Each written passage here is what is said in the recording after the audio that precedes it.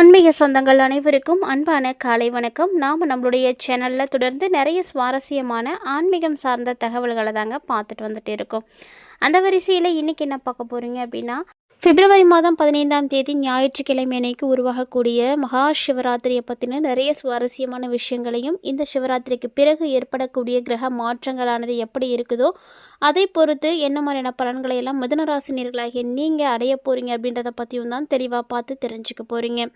வீடியோக்குள்ளே போகிறதுக்கு முன்னாடி நீங்கள் நம்ம சேனலை சப்ஸ்கிரைப் பண்ணாமல் இருக்கீங்க அப்படின்னா மறக்காமல் சேனலை சப்ஸ்கிரைப் பண்ணிக்கோங்க. கூடவே பக்கத்தில் இருக்கிற பெல் சிம்பிளையும் கிளிக் பண்ணிக்கோங்க. அப்போ தான் நாங்கள் போடக்கூடிய வீடியோக்கள் எல்லாமே உங்களுக்கு நோட்டிஃபிகேஷன் உடனுக்குடன் வந்தடையும். நீங்களும் பார்த்து பயன்பெறலாம். வாங்க வீடியோக்குள்ளே போகலாம். மகா சிவராத்திரி அப்படிங்கிறது இந்துக்களுக்கு ரொம்ப ரொம்ப சிறப்பு மிக்க மதிப்பு மிக்க ஒரு நாள் அப்படின்னு சொல்லுவாங்க. இது பார்த்திங்கன்னா பால்குண மாதத்தில் தான் கொண்டாடுவாங்க. இது சிவனை கொண்டாடுவதற்கு வழிபாடு செய்வதற்கும் உரிய சிறப்பான ஒரு நாள். மகா சிவராத்திரி அப்படின்ற பெயருக்கு சிவனுடைய இரவு அப்படின்னு ஒரு பொருள் இருக்குது. இந்த நாளில் சிவபெருமான நம்பக்கூடிய பல்லாயிரக்கணக்கான பல மில்லியன் கணக்கான பக்தர்கள் பார்த்திங்கன்னா இந்த ராத்திரியில் நோன்பு இருந்து பிரார்த்தனை செய்துப்பாங்க. ஸோ இது பார்த்திங்கன்னா ரொம்ப ரொம்ப சந்தோஷத்தோட மகிழ்ச்சியோடு கொண்டாடக்கூடிய ஒரு விஷயந்தான். 2026ஆம் ஆண்டில் மகா சிவராத்திரி பார்த்திங்கன்னா பிப்ரவரி 15ஆம் தேதி ஞாயிற்றுக்கிழமை அன்னைக்கு வந்திருக்குங்க. ஸோ இந்த நாள் பார்த்திங்கன்னா உலகத்தில் இருக்கக்கூடிய மிகப்பெரிய ஆன்மீக கூட்டங்களில் ஒன்றா இருக்கக்கூடிய மகா கும்பமேளாவில் ரொம்ப சிறப்பாக இருக்கும் அப்படின்னு சொல்லுவாங்க. ரொம்ப உற்சாகமாக கொண்டாடுவாங்க. ஏன்னா இது சிவபெருமானுக்குரிய ராத்திரி. சிவராத்திரியை ரொம்ப உற்சாகமாக கொண்டாடுறது தான் வழக்கம். அவருடைய அன்புக்குரிய கடவுளாக இருக்கக்கூடியவரை வணங்குறதுக்கு, அவருக்கு அளித்து வழங்கக்கூடிய ஆசீர்வாதங்களுக்கு நன்றியை தெரிவிக்கணும் அப்படிங்கிறதுக்கும் இது ஒரு வாய்ப்பாக எடுத்துகிட்டு அவங்க கொண்டாடுறாங்க. இதில் முக்கியமான ஒரு விஷயம் என்ன அப்படின்னா, இந்த நேரத்தை பலரும் பார்த்திங்கன்னா தேடிட்டுருக்காங்க அப்படின்னு தான் சொல்லுவாங்க. மகா சிவராத்திரியினுடைய முக்கியத்துவம் என்ன, உண்மைகள் என்ன அப்படின்றதெல்லாம் தெரிஞ்சுக்கிட்டீங்க அப்படின்னா கண்டிப்பாக நீங்களும் இந்த ராத்திரியை மிஸ் பண்ணவே மாட்டீங்க. வாங்க அப்படி என்ன சிறப்புகள் இருக்குது அப்படின்றத பார்த்துடலாம். மகா சிவராத்திரி அப்படிங்கிறது ரொம்பவுமே சிறப்பு வாய்ந்த ஒரு இந்துக்களுடைய பண்டிகை தாங்க. இந்த மகா சிவராத்திரிக்கு மிகப்பெரிய முக்கியத்துவம் இருக்குது. சிவபெருமானையும் பார்வதி தேவியோட அவருடைய திருமணத்தையும் அவரோட தொடர்புடைய பல முக்கிய விஷயங்களையும் கொண்டாடப்படக்கூடிய ஒரு நாளாக இந்த நாள் பார்க்குறாங்க. இந்த நாள் பார்த்திங்கன்னா தெய்வீக தன்மை பெற்றது. சிவனுடைய இரவு இல்லையா, சாதாரணமாக இருக்குமா என்ன? பிரபஞ்சத்தை படைக்கும்போது பிரம்மாவினுடைய உதவியோட மகா சிவராத்திரி நள்ளிரவில் சிவபெருமான் ருத்ரனாக தோன்றினாராம். இதைத்தான் மகா சிவராத்திரி கதை சொல்லுது. இந்த இரவில் சிவபெருமான் ருத்ர தாண்டவம் அப்படின்னு சொல்லக்கூடிய அண்ட நடனத்தை நிகழ்த்தியிருக்காரு. தன்னுடைய முதல் மனைவி சதி இறந்து விட்டதை கேள்விப்பட்ட பிறகு படைப்பு, பாதுகாப்பு மற்றும் அழிவினுடன் இந்த நடனம் நடந்தது அப்படின்னு சொல்கிறாங்க. மற்றொரு முக்கியமான விஷயம் என்னென்னா, இந்த சிவராத்திரி கதையில் தேவர்கள் கடலெல்லாம் கடைஞ்சிட்டு இருக்கும் பொழுது அனைத்தையும் அளிக்கக்கூடிய விஷத்தை கண்டுபிடிச்சிருக்காங்க. உலகத்தை பாதுகாக்கிறதுக்கு சிவபெருமான் அந்த விஷத்தை குடித்து எல்லாரையும் காப்பாற்றினாராம். இதனால தான் மகா சிவராத்திரி பண்டிகை அப்படிங்கிறது பிரபஞ்சத்தை காப்பாற்றியதற்காக தன்னுடைய பக்தர்களுக்கெல்லாம் நன்றி தெரிவிக்கக்கூடிய நேரமாக சொல்லப்படுது. மகா சிவராத்திரி அன்னைக்கு விரதங்கள் இருக்கிறது முக்கியமான ஒரு சில விஷயங்களில் ஒன்று. அதாவது இன்றைக்கி பார்த்திங்கன்னா பலரும் தன்னுடைய ஆன்மாக்களை தூய்மையாக வச்சுக்கிறதுக்காகவும், ஆன்மாக்களை தூய்மையாக உணர வைக்கிறதுக்காகவும், ஆன்மீகத்தில் முன்னேற்றம் அடையிறதுக்காகவும் விரதம் இருப்பாங்க. இந்த நாளில் விரதம் இருந்தோம் அப்படின்னா எல்லா விஷயங்களும் சிறப்பாக நடக்கும். விரதம் இருக்கக்கூடியவங்க ஒரு சிலர் பார்த்திங்கன்னா நிர்ஜலம் விரதம் அப்படின்னு அழைக்கப்படக்கூடிய சிறப்பு விரதத்தை எடுத்துப்பாங்க. அதாவது அவங்க என்ன பண்ணுவாங்கன்னா எதையுமே சாப்பிடவும் மாட்டாங்க, குடிக்கவும் மாட்டாங்க. மற்றவங்களாம் பழங்கள், பால்லாம் சாப்பிட்டு விரதம் இருக்கலாம். அதே போல் அன்னைத்தன்னைக்கு சமைக்கக்கூடிய உணவுகளில் இறைச்சியை கண்டிப்பாக தவிர்க்கணும். வெங்காயம், பூண்டு, தானியங்கள், மது இது எல்லாத்தையுமே தவிர்க்கணும்.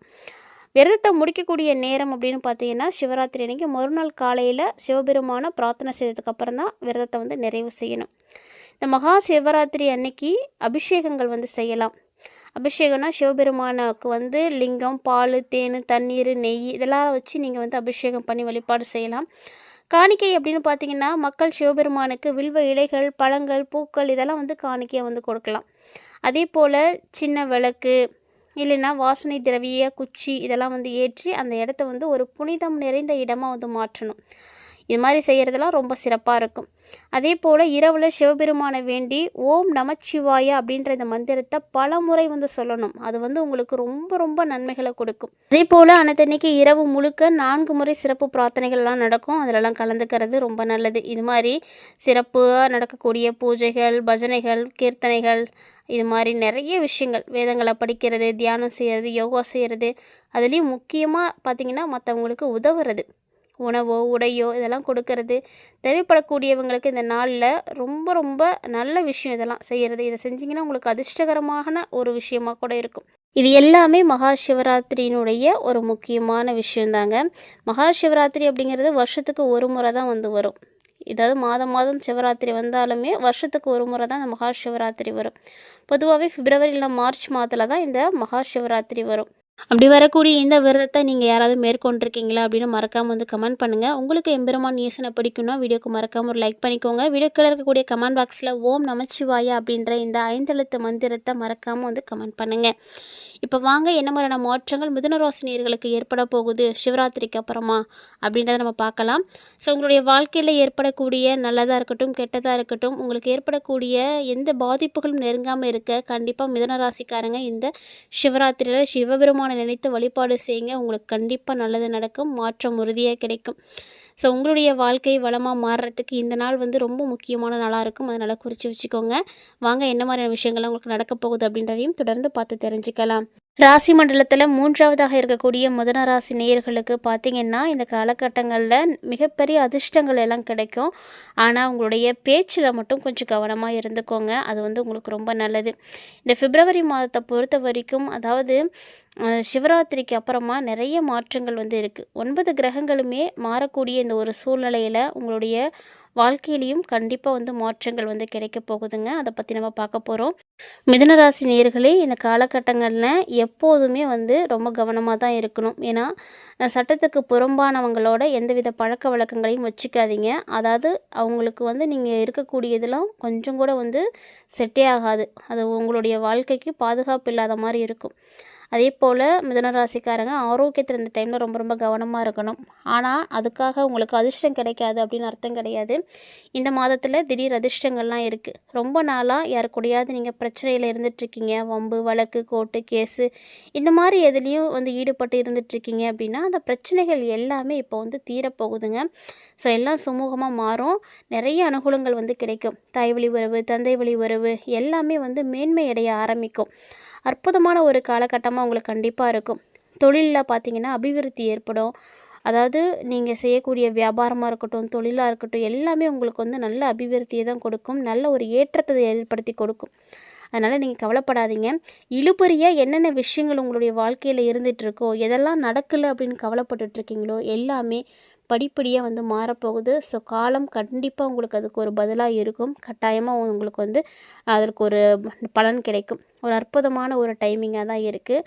மேலும் இந்த காலகட்டங்களில் உங்களுக்கு வந்து பார்த்திங்கன்னா நரம்பு, தலைவலி, மயக்கம் இது சம்மந்தப்பட்ட பிரச்சனைகள் ஏற்படுறதுக்கான வாய்ப்புகள் இருக்குது. அதனால் அந்த விஷயத்துலலாம் கவனமாக இருங்க. ஆனால் நீங்கள் எடுக்கக்கூடிய முயற்சிகள் அப்படிங்கிறது சரியாக இருக்குது அப்படின்ற பட்சத்தில் நீங்கள் கவலையே பட தேவையில்லை. ஏன்னா உங்களுக்கு நல்ல வெற்றிகள் வந்து காத்துட்ருக்கு. யோக பலத்தை அதிகமாக பெறக்கூடிய ராசிக்காரர்களாக கண்டிப்பாக நீங்கள் இருப்பீங்க. இந்த பிப்ரவரி பார்த்திங்கன்னா ரொம்ப நல்லா இருக்குது. யாருக்கிட்டேயும் வந்து சின்ன தகராறோ மன வருத்தமோ இது மாதிரி கூட எதையும் வச்சுக்காதீங்க. அப்படி இல்லாமல் பார்த்துக்கிறது ரொம்ப நல்லது. அது உங்களுக்கு நிறைய விஷயங்களில் வந்து நன்மையை கொடுக்கும். ஒரு சிலர் பார்த்திங்கன்னா சின்ன சின்ன பிரச்சனைகள் கூட ஏற்படாமல் வந்து பார்த்துக்கோங்க. அப்படி பார்த்துக்கிட்டிங்க அப்படின்னா பெரிய அளவுக்கு உங்களுக்கு சந்தோஷம் கிடைக்கும். புதிய முயற்சிகளில் நல்ல ஒரு அனுகூலம் கிடைக்கும், ஏற்றம் கிடைக்கும். அதனால் தைரியமாக நீங்கள் புதிய முயற்சிகளை கூட எடுத்து செய்யலாம். எந்த பிரச்சனையும் உங்களுக்கு கட்டாயமாக ஏற்படாது. உத்தியோக ரீதியாக பார்த்திங்கன்னா பெரிய யோகமானது ஏற்படும். மிகப்பெரிய யோக பலம்லாம் கிடைக்கும். ஆனால் இந்த டைமில் நீங்கள் பேசக்கூடிய வார்த்தைகளில் ரொம்ப கவனமாக இருங்க. ஏன்னா பொருளாதார ரீதியாக உங்களுக்கு எந்த அளவுக்கு முன்னேற்றங்கள் இருக்கோ, பணவரவுகள் இருக்கோ, பதவி உயர்வு, சம்பள உயர்வு எல்லாம் இருக்கோ, அது ஏற்ற மாதிரி உங்களுக்கு பிரச்சனையும் இருக்கும். அதுக்கு தான் நீங்கள் அதிகமாக எதுவும் பேசக்கூடாது. நீங்கள் சொல்லக்கூடிய அந்த ஒவ்வொரு வார்த்தைகளும் பார்த்திங்கன்னா மிகப்பெரிய பாதிப்புகளை கொடுத்துடும். எடுத்த காரியங்களில் வெற்றிகள் வேண்டும், தொட்டது தொடங்கணும் அப்படின்னு நினைக்கிறீங்கன்னா கண்டிப்பாக பொறுமையாக இருங்க. தினந்தோறுமே உங்களுடைய வாழ்க்கையில் நல்ல மாற்றங்களானது ஏற்படணும்னு நினைக்கிறீங்கன்னா தொடர்ந்து ஆஞ்சநேயரை நீங்கள் வழிபாடு செய்யுங்க. அவருடைய வழிபாடு உங்களுக்கு மிகப்பெரிய அளவில் ஏற்றங்களை கொடுக்கும். கண்டிப்பாக அந்த ஒரு விஷயத்தை மட்டும் மறக்காமல் ட்ரை பண்ணுங்கள். ஏன்னா ஒவ்வொரு ராசிக்காரர்களுக்குமே ஒரு சில மாற்றங்கள் அப்படிங்கிறது ஏற்படும். அதெல்லாம் எப்படின்னா அவங்களுடைய கிரகநிலைகளை பொறுத்து தான் ஏற்படும். அப்படி பார்க்கும் பொழுது மிதுன ராசிக்காரர்களுக்கு இந்த மாதிரியான விஷயங்கள் எல்லாமே உங்களுக்கு அடுத்தடுத்து நிகழப்போகுது. ஏன்னா 3 விதமான கிரகங்களுடைய சேர்க்கைகள் இருக்குது. ஸோ அதிர்ஷ்டம் கண்டிப்பாக இருக்குது, பணவரவு கண்டிப்பாக இருக்குது. ஆனால் ஒரு சில விஷயங்களில் கவனமும் இருந்தே ஆகணும். மிதுன ராசிக்கு அதிபதியாக இருக்கக்கூடிய புதன் ராகுவோடு சேர்ந்து இருக்கிறார் இந்த டைமில். அது மட்டும் இல்லாமல் செவ்வாய் பகவான் பார்த்திங்கன்னா 21ஆம் தேதிக்கு அப்புறமா கும்பத்துக்கு போகிறாரு. மிகப்பெரிய நன்மைகள் எல்லாம் உங்களுக்கு நடக்கும். இந்த மாதத்தில் ஒரு சில தீமைகளும் இருக்கும், ஏராளமான நன்மைகளும் நடக்கும். மிதுன ராசிக்காரங்களை பொறுத்த வரைக்கும் இந்த மாதத்தில் வண்டி வாகனங்களில் பயணிக்கிறீங்க அப்படின்னா ரொம்ப கவனமாக இருங்க. நல்லா வண்டி ஓட்ட தெரிஞ்சாலுமே கூட நீங்கள் கவனமாக தான் இருக்கணும். அதெல்லாம் முக்கியமான விஷயம். இந்த பதிவில் மிதுன ராசிக்காரங்களே வரக்கூடிய நாட்கள் எப்படி இருக்க போகுது அப்படின்றத தெளிவாக பார்த்து தெரிஞ்சுட்டு இருப்பீங்கன்னு நினைக்கிறேன். உங்களுக்கு பிடிச்சிருந்ததுன்னா லைக் பண்ணி ஷேர் பண்ணுங்கள், மறக்காமல் கமெண்ட் பண்ணுங்கள். மேலும் இது போன்ற முக்கியமான தகவல்களோட மற்றும் ஒரு தலைப்பில் சந்திக்கலாம்.